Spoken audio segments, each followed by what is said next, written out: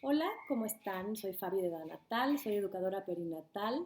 Les voy a platicar de un tema que seguramente es muy interesante, sobre todo para las mujeres embarazadas, que tiene que ver con el líquido amniótico. ¿Qué es el líquido amniótico? También qué no es, para qué sirve, para qué no sirve. El líquido amniótico es finalmente esta agüita en la cual está flotando nuestro bebé durante el embarazo. El líquido amniótico se forma desde el primer trimestre del embarazo, no se sabe muy bien si viene de la placenta o si es una secreción del mismo cuerpo del embrión, pero el caso es que para el segundo trimestre ya más o menos la cantidad va a ser bastante estable.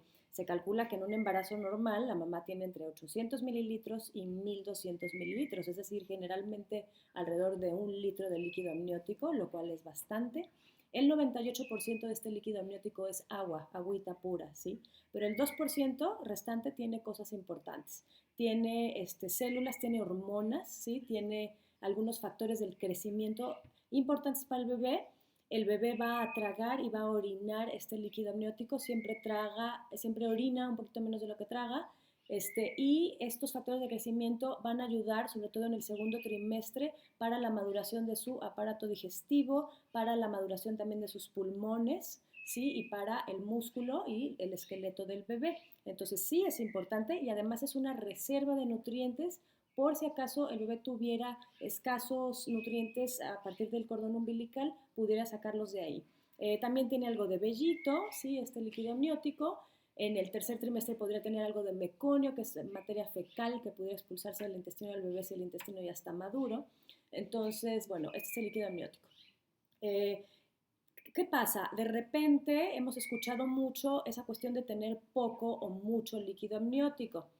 El líquido amniótico se va a reemplazar completamente en un periodo de 24 horas, ¿sí? Que el bebé lo traga y lo orina, se va a reemplazar en un periodo de 24 horas, ya va a ser líquido amniótico como quien dice nuevo. Con el ultrasonido, esto es bastante nuevo, antes no se podía medir, no se sabía mucho sobre esto, pero hoy se mide y esto es muy bueno también para el bienestar materno-fetal. Se mide con la ecografía y se puede ver lo que les decía hace ratito, si a veces puede ser demasiado bajo o demasiado altos los niveles, ¿ok? ¿Cómo se mide? A fuerza se necesita un ultrasonido. Lo que se hace es que se elige el cuadrante del útero en el cual esté libre de cordón umbilical, libre de cuerpo del bebé, ¿sí? Que el bebé esté en otro lado, y se mide por centímetros. Se calcula que menos de 2 centímetros de líquido amniótico son bajos niveles de líquido amniótico, y cuando son más de 8 centímetros dentro del cuadrante, estamos hablando de demasiado líquido amniótico. Entonces, bueno, ¿cómo puede afectar? Depende muchísimo del trimestre en el cual se haga este diagnóstico.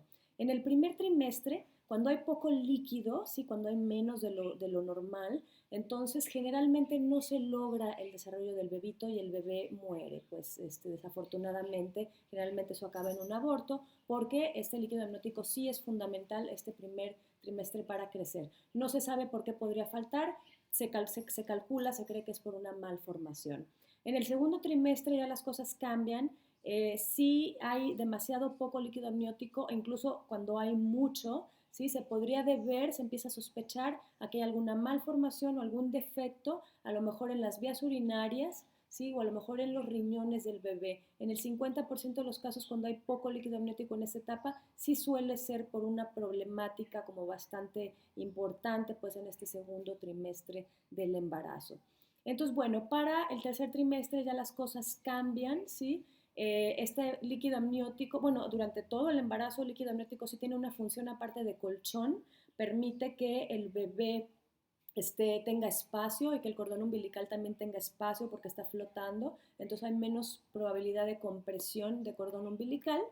Pero bueno, en el tercer trimestre suele ser menos peligroso los bajos, que vaya bajando los índices de líquido amniótico, menos peligroso que al principio. O sea, mientras más semanas pasan, menos riesgoso o menos peligro inminente se vuelve, ¿no? O menos nos está indicando de un peligro real.